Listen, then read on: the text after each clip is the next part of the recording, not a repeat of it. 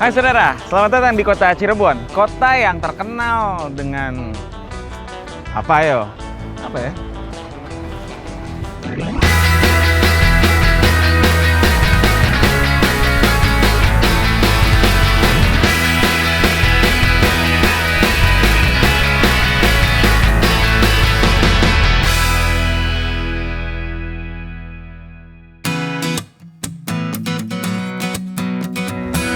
Halo saudara, gue Febrian. Gue adalah seorang pengembara yang pengen tahu ada budaya apa sih Nusantara ini.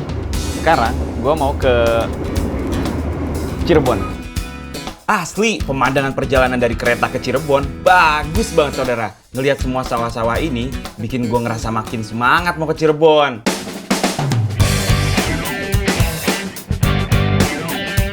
Oh, gue tahu sekarang bahwa Cirebon itu dikenal dengan kota udang. Tapi apa hubungannya ya antara Cirebon dan udang?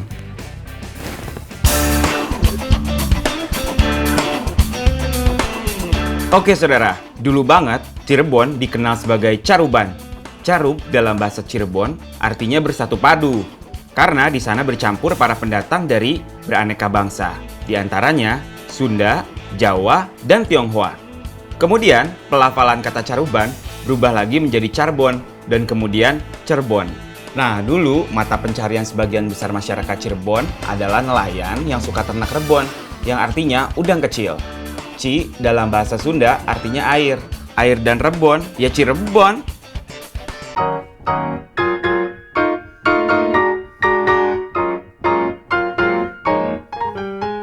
Biasa gue jalan-jalan untuk menambah kekayaan pengetahuan tentang budaya Indonesia gue. Dan sekarang gue lagi diminta untuk meliput behind the scene acara Indonesia yang tayang setiap hari Kamis jam 10:30 malam di Metro TV.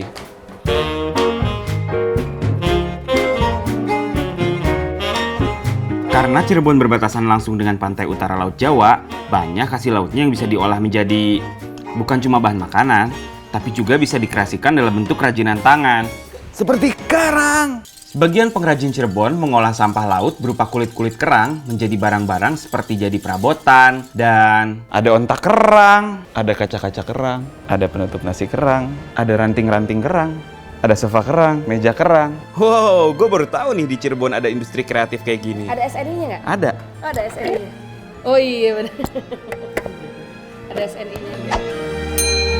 Sebetulnya potensi kerajinan kerang di Indonesia itu kan besar. Seperti di Lampung ada, di pantai-pantai itu yang jualan kerajinan kulit kerang, di Cilacap, di Pangandaran gitu. Tapi semuanya belum dikelola dengan serius ya. Semua yang punya kemauan bisa. Jadi mau tua, mau muda, mau wanita, mau pria, mau sarjana, apa semua bisa. Yang penting mau ya Bu. Betul. Niat, seperti kita jatuh cinta, niat aja dulu. Saya Ibu Nur keren banget saudara. Yuk kita lihat proses pembuatan kerangnya seperti apa. Saudara, sekarang gue ada di tempat pembuatan kerang-kerang ini. Semuanya ya, pokoknya ini adalah workshopnya. Yuk kita masuk. Saudara, gue seneng banget dibawa lihat-lihat proses dari pemilihan kerang. Dan kemudian dibersihkan, terus dipotong. Nah, yang udah putih ini akhirnya bisa ditempel ke bentuk dasar yang udah disiapkan. Kayak gigi gue. Bu Nur cerita kalau usaha ini sudah dibangun dari tahun 2000. Mulai dari pegawai yang cuma berjumlah 30 hingga kini berkembang jadi 300. Wah, kalian bisa lihat sendiri dedikasi para pengrajin kerang ini. Bener-bener telaten saudara. Sesuai dengan nama perusahaan mereka, yaitu PT Multidimensi.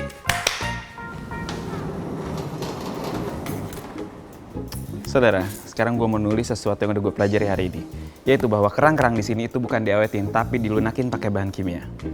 Oke? Dan gue juga mau melunakkan hati gue supaya kalian bisa duduk-duduk di situ. Prajurit.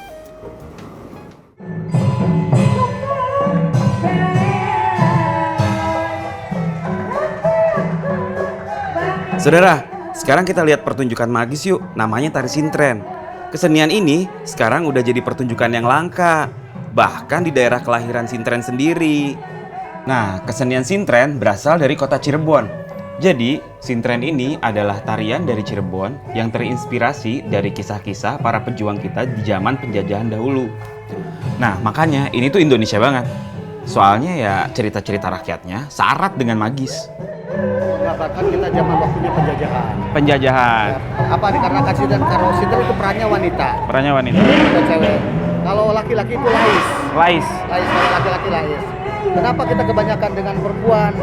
Karena mayoritas itu pahlawan-pahlawan wanita tuh yang bisa menyamar, yang bisa istilahnya menjadi telik sandi. Iya. Ya, yang bisa gitu. menjadi telik sandi keadaan musuh maupun keadaan apapun, kegiatan-kegiatan musuh dengan wanita tuh tidak diketahui. Jadi saudara, tadi kita udah nonton Sintren, terus udah nanya juga sama pelakuannya langsung si Pak Dadang.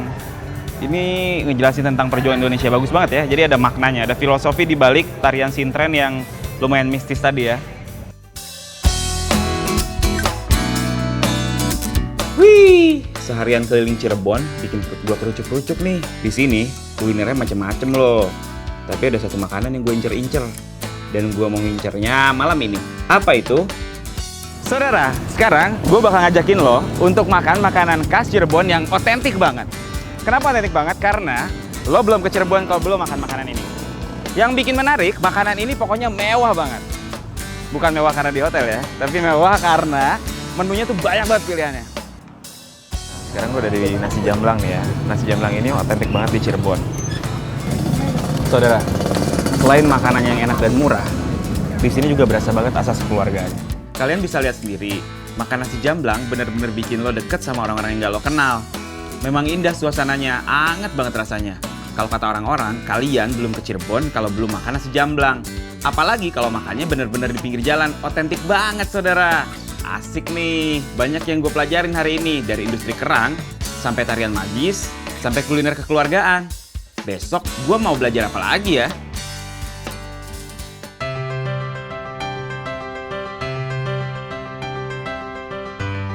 Pagi ini, tim Indonesia ngajak gue ngeliat sesuatu yang gue suka banget, yaitu batik.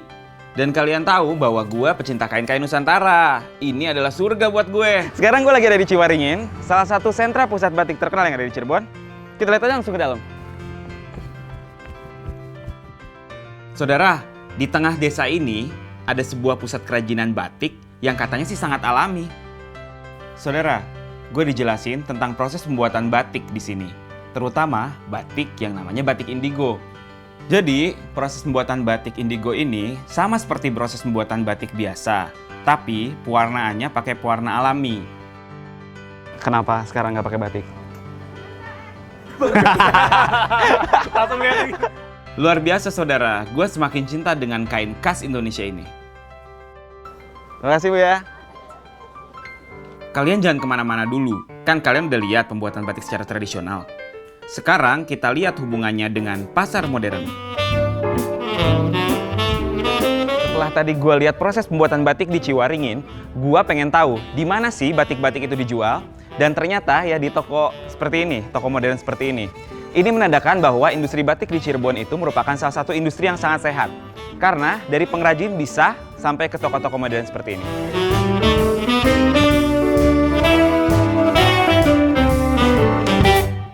Sekarang otak gue udah kaya banget karena sekarang gue udah tahu tentang tari Sintren, tentang kerajinan kerang, dan juga tentang pembuatan batik indigo di Cirebon ini. Gue bisa menyimpulkan bahwa Cirebon adalah kota yang sangat kreatif. Bahkan ada yang namanya Kampung Produktif Desa Gesi Kecamatan Tengah Tani. Di kampung ini, tiap rumah tangga punya usaha sendiri, seperti daur ulang kayu bekas, usaha perabotan, dan yang paling lezat sih, pembuatan kerupuk melarat. Lihat nih, satu keluarga buat kerupuk dari pengolahan, bahan mentah, hingga dimasak dengan pasir. Unik banget saudara. Nah, hal yang bikin gue bangga banget adalah usaha-usaha ini pasarnya itu internasional saudara. Bener gak Bu Omah? Iya, yang dari Jepang udah langganan ada. Keren ya, suatu desa pesisir yang bermula dari nelayan udang, kini bisa berkembang menjadi kota yang banyak kesenian dan industri kreatifnya. Dan seperti biasa, gue harus menuliskannya di Jurnal Indonesia Kaya. Supaya makin apa? Supaya makin kaya, saudara.